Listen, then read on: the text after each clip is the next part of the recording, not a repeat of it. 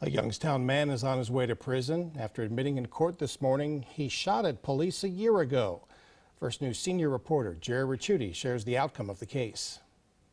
Confined now to a wheelchair, Stephen Wilson of Youngstown sat quietly as Boardman's police chief detailed the story that led to the defendants being disabled. As the officer drove away from Mr. Wilson, he fired one shot at the officer, striking the rear of his cruiser.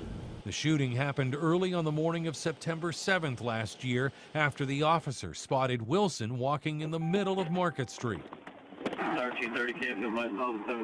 Within minutes, 9 more Boardman officers and state troopers had raced to the scene, shouting for Wilson to drop his gun and surrender. 10 minutes and several blocks later, Wilson turned around again and shot at the officers, who returned fire, wounding the suspect. The fact that no officer was severely injured or killed that evening is truly a miracle.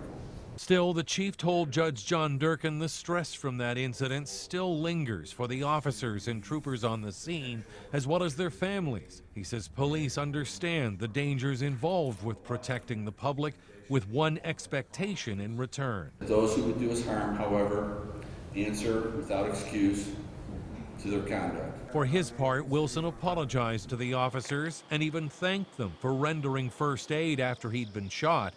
Prosecutors say if not for the officers' training and restraint, the outcome that night may have been very different. He was still carrying the weapon, he was being non-compliant, yet they still did not shoot him until he actually fired around in their direction. Wilson was sentenced to a term of 18 to 23.5 years. He'll be at least 72 before he's eligible for parole. In Youngstown, Jerry Ricciuti, WKBN 27 First News.